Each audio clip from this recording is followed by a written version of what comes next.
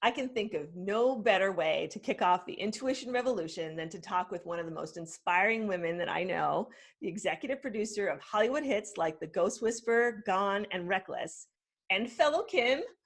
A big radical intuition welcome to Kim Moses. Yay! Thank you. Thank you. I'm thrilled to be here. And Oh, it's so great to congratulations have on you. your book. Yay! So exciting and such a big white space. It is. It is. So many new things here, and we're going to dig into all that stuff and why it's just so perfect to have you here to talk about it. For you guys out there who are just meeting Kim, Kim is a true innovator in the entertainment industry. She's executive produced more than 700 hours of premium scripted content. She's pioneered a series of game-changing firsts from NBC International's first domestic straight-to-series drama with international partners. Did I get that right? Yeah. YouTube Premium's first feature film, This Is Everything, Hilton's first international feature film, French Kiss, and NBC's first interactive digital experience embedded in a scripted drama series. Kim was named to Newsweek's Women in Leadership Advisory Committee, named Woman of the Year by Women in Film and Media, and received both the 36th Annual Vision Award and the Elly Impact Award. As you can see, Kim is a true leader and trailblazer, embodying the innovative spirit of intuition, and I am so excited to talk with her about how she's followed her intuition to create such an extraordinary life. Thank you. Yay! Thank you very much. So we've had the pleasure of working together. We were just talking like it's been 10 years now. Time is going so quickly.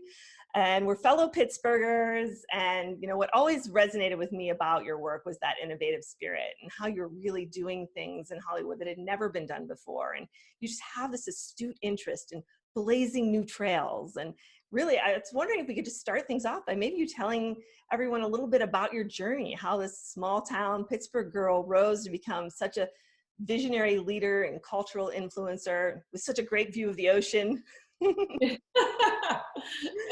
Sure. I'm happy to share a little bit of my journey. So yeah, I was born in California, believe it or not, and my parents, when I was 2 years old, took us back to Donora, Pennsylvania, where my father was from. And at that time, it was a steel mill, coal mine, big sports, football, basketball, baseball mecca for this valley of 5 towns. And I grew up there, and, we had no money, we had no resources, but we had huge community. And, people honored not beauty and, and youth, but what they honored was wisdom and age, and community by way of connection. And so we grew up in this environment, and those values that I learned in that area have carried me all the way through. Because as you can imagine, living and working in Hollywood, there's a lot of ways to go off track and, go off the cliff, right? Yeah. So, and I think also going back there were people in the community who were incredibly wise, including my grandparents. And I think that, they didn't speak English very well, but they both had built their own little business. Even my grandmother, who used to bake bread, and she also used to sell linens and things door to door. And I think, when you grow up with those kinds of role models where they start from nothing, and we did as well. I mean, my dad, when each of us got out of high school, he said, get out, don't come back, and don't fail. And that didn't mean you weren't loved and you weren't welcomed home, but he was like, it's your turn to go out and find your way. And my 3 brothers, Mark, Jay, and Jeff, who I'm immensely proud of, went out in the world and created their own success, their own paths. And so I followed them, and we all helped each other, and we're all still very close, and we work together. In fact, I work very closely with my brother Jay. We've started this new production entity. Sandra Moses is a company that I built in Slam Digital Media, which we've worked together on over the many years. And then Jay came in about a year and a half ago, maybe a year ago, and said there's this giant white space, which is his expertise is video games. He developed and greenlit Grand Theft Auto. He's on the board of Take-Two. Obviously, I'm very proud of him and honored to be in business with him. So we started this company together called Optin Studios. It's optinstudios.com. And working in this white space, and we're having a lot of success.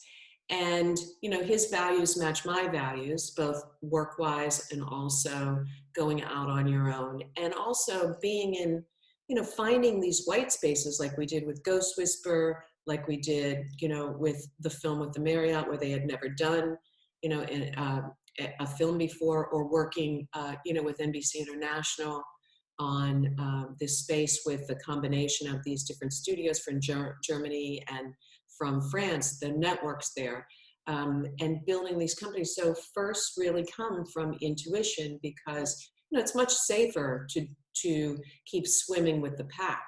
But when you're diving into different areas that people haven't really done before, it can be scary.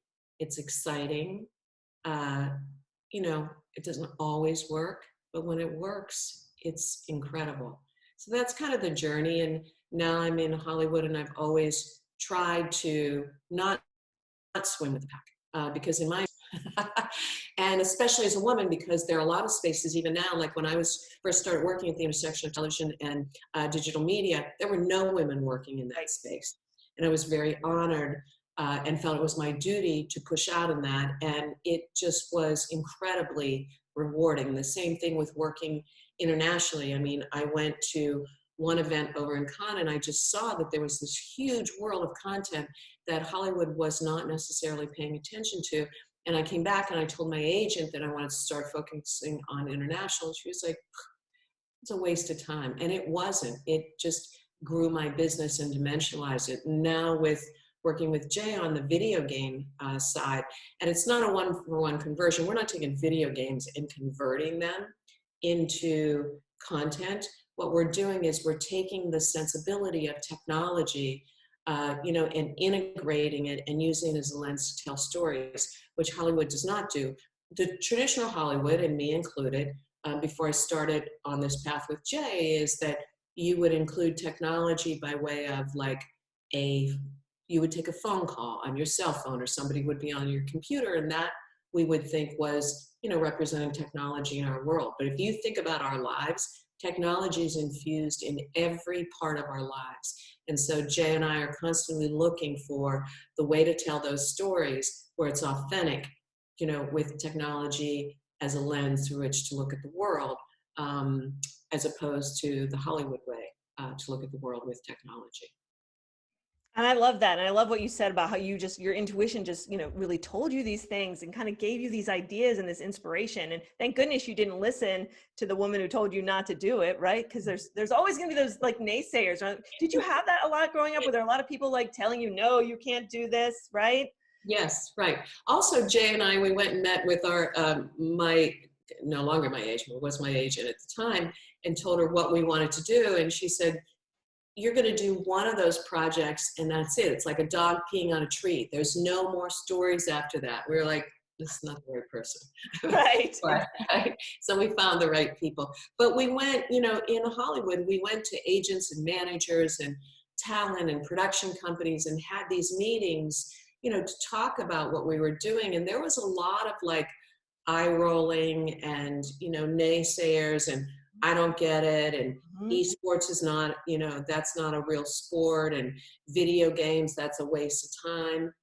And video games, you know, if you combine sports, entertainment by way of television entertainment, and feature films, video games are making more money than those three categories together. So they're all wrong. And starting to see them wake up a little bit, but I'm used to doing that, going around from, you know, to meet with executives and managers and agents to kind of like open up their brains and share information on the new thing that I'm working on. So to do that with Jay in this whole area has been really interesting and fun and not daunting. But I always think when we start out like that, it's kind of like, you know, you've got like two sticks and you're rubbing them together and trying to make fire. And you do make fire and you're like, whoa, right? Yeah. As opposed to everybody else in Hollywood who's like pointed in the same direction, doing the same kind of things, but they've got a blowtorch, right? So it's all gonna burn out. And there'll be no room for, like, there'll be nothing fresh to say in that area. So, you know, but in our area, it's like building a tiny fire and, you know, growing it and blowing on it. And, you know, eventually people notice, oh my God, there's a fire. Yeah. So, anyway. And having that perseverance is so important, right? And that's where we talk about like trusting yourself and really owning that inner voice that's calling you. Cause you know, you have that calling. It's like, oh, you should do this. It's really important. And even though there's people around you that are like, that's crazy. It's like, that's sort of the burden or the gift or burden of being an intuitive genius, is that people think you're crazy because you're coming up with these ideas that are so new and fresh that so many people don't get it. So I always say, you know, if people don't get it, you're probably onto something, right? That's the trick. You want to be in that space where people don't get it, because you're going to help them get it. You know, you just got to stick with yourself and not let the world, you know, talk you out of this path that you really feel strongly about. Really. So. That's what I always think of, like, you know, there was a time in history when, you know, people had, you know, boats, and they would only go so far because the horizon looked flat, and it looked like you would fall off the edge, right? Mm-hmm. And who knew that the world was round and that you could go around the world?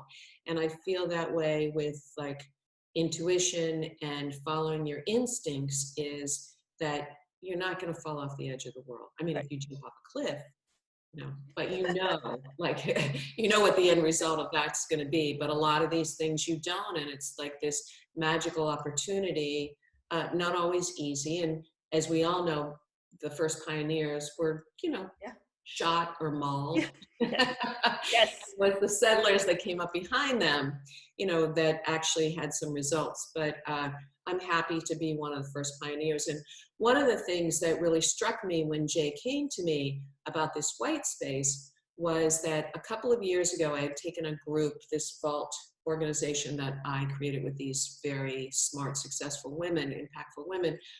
I took them on a field trip. We went up to Silicon Valley, and we met with Google and Facebook and all of these innovators, small and large women.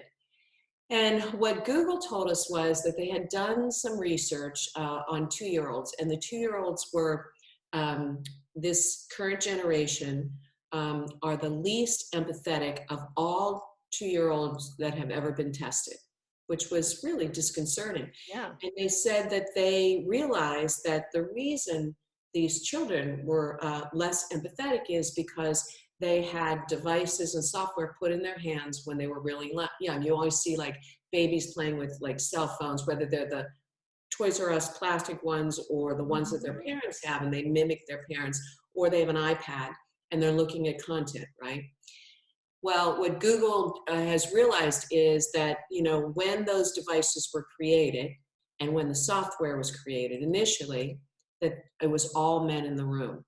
And they feel like there is some type of empathetic connection to content and hardware that was not in those rooms on ground zero when that stuff was starting to be developed. Mm-hmm. So they had pledged, and I don't know if they followed up with it because I have not been in touch with them about it since, but they pledged that they were going to try and get more women in the room at the beginning of the development process for hardware and software, to see if they couldn't define what that empathetic thing was, but they knew it was missing. And it makes perfect sense. I mean, if you have an imbalance of gender, no matter what you're working on, it speaks to the culture in some way. So when Jay was talking to me about esports, there was not a lot of stuff in the news about esports, and there weren't a lot of women in it. And I thought this is a great opportunity for women to get involved and not be chasing the train like we did with education and banking and the entertainment industry, the tech industry. It's always men first. Yep. And then women have to elbow their way in after, you know, quite a bit of it has been developed and the culture is already connected to it. So I thought if I could get involved, and there are other women who get involved really early in esports, since it's so impactful, and you can, and video games, you can see how it's affecting culture, that perhaps we could have a little more influence on it. So that was really my driving thing. And amazingly, in the last particular 6 months, there's been all this stuff that's come out about women and how they've been, in abusive situations and they're not represented by way of content and all of that in the esports world. So, and also Bumble and Louis Vuitton and, all of these product sponsors and brands are getting involved on the female side of esports and sponsoring the events. And Louis Vuitton has actually designed some of the game elements, and Bumble is sponsoring teams. We've spent some time with one particular team that they've sponsored. And so the timing of doing a show, and I'll tell you where this is going, doing a show about esports and the video game world with women at the center of it has been extraordinary. And so Jay and I sold a show called GiGi, which is Good Game, to Mark Pedowitz, who's the president of the CW, the studios, CDS TV studios. They've all been amazing and embraced it. But over the 6 months that we've been in development, because this show has it's esports through the lens of a young woman. And so over the 6 months of development, we've seen this uptick of interest and influence of women in the esports world. And so it's been amazing. It's a scripted 1 hour drama with comedy elements to it. Awesome. Well, I can't wait to see it. Do you know anything about the timeline for us?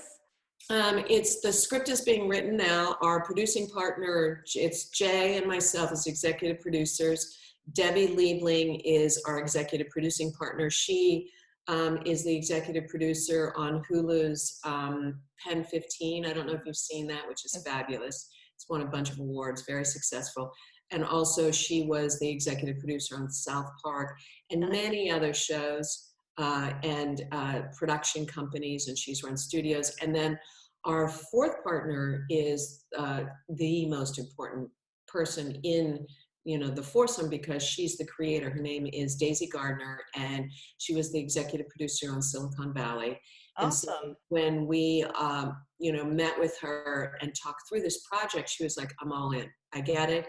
It's a world I know and a world I love, and she's doing an amazing job. Wow. Yeah. Wow, this is also exciting to me. I do know your brother too. He was one of our keynotes at the Create Festival. He's awesome. And I think it's really interesting as I'm listening to you and we're talking about how, we're rebalancing a lot of ways, this masculine and feminine energy. And you have your brother and you have a man and a woman together. You're literally rebalancing it, and that's really what's happening around us, and why intuition, in my mind, is really sort of surging now and sort of coming back and making this sort of re-entry into our society, because we're doing that on a societal level. I mean, we've needed that rebalancing. We've been living in this patriarchal world for centuries, and now the empathetic voice, the woman's voice, the receptive voice, the female voice, we're realizing that there's power in that, right? It's not necessarily a submissive or lesser voice. It's just a different kind of power, and it's a power that comes from within us. And when we start to listen and own that and be true to it and really follow that calling within us, then we can do magical things. So I'm sure you guys are going to do a lot of magical things. I can't wait until it comes out. Thank you. Yeah, he's got an amazing amount of intuition. And I feel like he's very tapped into his female side in that regard, that, he listens and absorbs and, has the pulse of what's going on in the world, which I think is more female than male. Right. Right. And then, people ask me all the time, do men have intuition? And if you look back over history, some of the biggest advocates have been men, like Einstein, Steve Jobs, people like that were hugely intuitive. So, the reality is women just haven't had a chance to step into the forefront with that and own it in a really public way. So I'm so excited, to learn about all these things that you're doing, because you've been just such a great, example of, a woman who's just owned her truth and lived her life, and it's just been a shining example for other people to follow, in your footsteps. So thanks for sharing all that. I believe that there are probably a lot of women who were equal to those dudes that you just mentioned, but they never had the opportunity to shine. They were always in the shadow. Absolutely. Like you said, this is an opportunity for them to move to the forefront, and the great things that they're doing and thinking and working on, will be exposed to the world. Yep. Yeah. Yeah, absolutely. And I think that, that's what this whole, when we talk about shifting from the information age into the imagination age and the intuition age and this age of creativity, it's a time where, we realize, even talking when we start getting into things like artificial intelligence and stuff, like all of this stuff with learning and our intellect, we've created computers to do a lot of that stuff now. So now the secret sauce and that magic is going to be found in that creative inspiration and that inner genius, those things that come to us and that, have really traditionally been associated with femininity, right? And now if we all start to rebalance and sort of have both sides of our minds balanced, then, imagine what we can do as a world together. Right. Right. No, it's very exciting. And I love how you're talking about like that the computers, are taking care of all the data and that frees us up for our inner genius. I think that's so fascinating and exciting and true. Yeah. Very true. Right. I mean, that's it. That's that threshold that we're at right now. And I think, it's going to be a defining moment of, what happens next. And it's going to say a lot about our culture. And these are definitely exciting times. So I want to ask you one thing. So it's interesting. Our paths have crossed on many different levels. And, one of my favorite things that you've done in the past was produce The Ghost Whisperer, David Conrad and Jennifer Love Hewitt. And it was such a fun show. And it focused really on psychic intuition. I guess you got to work with James Van Praagh and really brought forth this sort of controversial idea of mediumship into a more no-nonsense way, normalizing it, presenting it as something that's not weird or spooky. In that day, that was really revolutionary when you were doing that. Like no one had really done anything like that. And I think a lot of people have emulated that since, but you were the first to do it. And you were the first to even think of something like that. So I'm just curious, how was it working on the set? Did you have fun with that? Did you learn anything about your own intuition during all that whole process?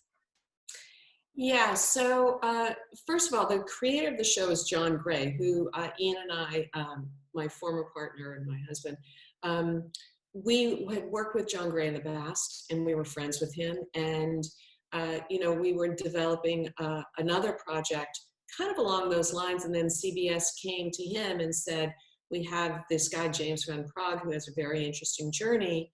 Would you take a look at this? And so he came to Ian and I, and he said, they've given me this area. Do you think there's an interest in it? And I Googled, interest in ghosts, and it was like, I don't know, hundreds of millions of people. I was like, there is definitely an audience for this. Yes. And no shit out there yet, right? So that was really the beginning of it. And I think we knew, for David Conrad is from Pittsburgh. He was the I know David. When we were developing and doing research on it, there was a lot of like woo-woo around that kind of thing. And we had decided that we weren't going to do it that way. We were going to treat it as a really grounded sensibility, even though it had, spirits and ghosts and crossing over and all of that. But it was also about the timing of, and the connection to the culture, because it was after 9/11 and people were looking for answers. And of loss and being really shook up and frightened. And I think we're back in that space again. Yes, we in are. The world. We're very frightened by many things that are going on, not in just in the United States, but around the world. And you just saw that explosion in Lebanon, and how people are, that almost anything can happen at any moment of the day, anywhere in the world, and it impacts everybody. So, the time now in, going back to, not backwards, but looking at the world the way you are through this unique lens, I think is a really valuable, important thing to be doing, because people are looking for answers and they're looking for comfort and they want to be soothed, but they want to be soothed in a really authentic way. Right. Yeah, and I think really, because when you're looking at the outside world, the way you were talking about it being, so frightening and so unpredictable, because we realize there's this element of control, that we don't have in the outside world with the pandemic, and like anything can happen. But when we start to realize that, there is this whole sort of inner world and this sort of inner truth that, really is higher than all of this and really can center us and ground us as we get through it. It's really important, because the way that you feel in your heart and your soul and the knowingness that you have within you can get you through all of that and understand what it means, because ultimately everything's happening for a reason. It might be painful, it might be scary, but there's one thing we know about intuition, and I know you know this, is that it thrives when you're outside your comfort zone, right? So, as a globally, we are collectively being forced outside our comfort zone. Life, the universe is talking to us, is asking us to change, is pushing us, giving that nudge. So, even though there's so much discomfort and dissonance happening right now, it's happening on some level for a reason. And when we reconnect with our true selves, I think we can understand our own way of participating in that, and Right. how it's a meaningful process. Right, right. Which I think is also, by way of this election being the most, I'm not going to talk about the results of it, but this election being so important worldwide, and that there's so much energy, and activity in the culture, out in the streets in regards to moving towards that election. I think all that speaks to, it aligns with what you've been saying in your book. Absolutely. Right. And this is a time where we have to own our truth and stand by it, and own our power, and really act on what we believe in. And our intuition is our connection to that. It's our connection to the truth that, whatever the outside world tells us, they can't condition our truth out of us. Right. And when now more and more people are saying, you know what, I am standing by my truth and I'm owning it. And, that's going to really be interesting to see how this all plays out at this big, crucial moment in time that we're experiencing right now. And I don't think that intuition, I mean, this is all fun and creative, but, back a long time ago when human beings were developing and, learning language and survival skills, intuition, from Yes. what I've read, was a survival skill. And we lost that survival skill, or separated ourselves from it, because the world became, as much as is going on in the world today, in the last 10 years, the world has been safer than it's ever been, for lots of reasons. And so we've lost touch with intuition because there are other things that we let keep us safe, and we rely on that, where we're now, I think, coming back to, everything that's going on in the world. We feel like we have to be in touch with our survival skills once again, right? Absolutely. So the idea of this book coming out right now is incredibly timely. It is. I mean, and I'm so excited to, be part of the voice right now, the noise for this positive change, and for, really using this energy to create change within our lives and within the world. Like, it's something that applies to us personally, but it's also something that applies to us, as one global community, as a species, as a group of human beings that are evolving together and growing together, united by this really pull of our intuition to, when you talk about a survival skill, right? It's not just surviving, but it's really surviving and thriving and growing into something more than we are. And our intuition is that thing that just always keeps us moving forward and growing and becoming better. Our intuition wants us to be the best part of ourselves that we can be, to be that best representation. And so if we listen to that and we follow that instead of all of these other voices, like you said earlier, we're kind of conditioned out of our intuition from a very young age. Children are very intuitive. Normally, I don't know, maybe we're killing that. We're really young with all of the tech too, right? That was a really great story. I think that may be, part of what Google was alluding to. Did you ever see Tom Shadyac?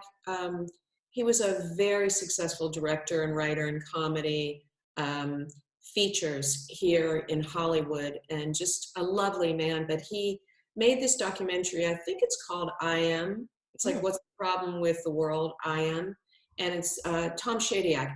Anyway, and he, compares human beings to animals and birds and reptiles on, their intuition in how they move through the world, and how we basically messed up the world because we're not following our true intuition. It's worth watching. Yeah, you know what? That's ringing a bell to me. I think I might have read something about that. I'm gonna have to go back and check it out because yeah, I totally, agree with that idea because something went wrong. We started to, when we got smart and we developed like language and, schools, I think we just started to focus on what was right in front of us and what was around us on the outside, which is learning systems, thinking that that's where the power is. The power is learning math. The power is learning these systems, forgetting that there's something, there's this little element of genius that comes to us before any of that thinking can happen. And if we open up the space to listen to those little sparks of genius and those little creative ideas that precede any of the thinking and pros and cons and problem solving that we do, then that's the secret sauce, right? Is using that intellect and the intuition together. That's right. Right. Brilliant, Kim. Yeah, thanks. All right, so one more question for you before we go. Do you have advice for women today, coming up on the rise in their career? Anything from your experience that would be good for people to know as they go out on their journey moving forward? Yes, a couple things. One is, I would have said in the past, follow your instinct, but now I would say after spending time with you, follow your intuition. Amen. Brave, follow your heart. Don't let anybody talk you out of your dream. But you can't just, dream it. You have to go out and act it. Because we've all seen these people that have, come from nowhere or started at ground zero and achieved so much by following, their instinct and their intuition, and against everyone having to tell them, that it's not going to happen or it's not going to work. And of course, people are going to say it's not going to work if it hasn't been done, because there's a huge amount of fear. And I think that, fear is the killer of all dreams. Absolutely. So if you're afraid, you got to put that off to the side. Otherwise, you're never going to be able to achieve your dreams, and also, make the world a better place through your magic. Amen to that. That is great advice. And, because fear and intuition, they're like mutually exclusive. You can't follow your intuition and be afraid at the same time. I mean, you can just push through it, but it's like the kryptonite to intuition. So that's right. I'm so glad you brought that up.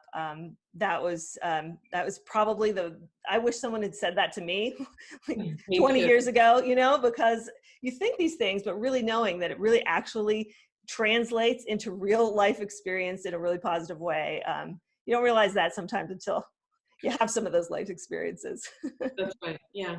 Yeah. Well, thank you, Kim. This has been so much fun. This was such a great conversation and so insightful. As always, I love talking with you. And for those of you guys out there, if you want to learn more about Kim and Jay and Optin Studios and all the great stuff that she's cooking up, you can check out optinstudios.com, and we'll also have some information for you down in the bottom of the video. So thank you, Kim. Okay, thank you. Take care. Okay, congratulations. Thanks so much. Everybody should be reading your book. Woo! All right, bye-bye.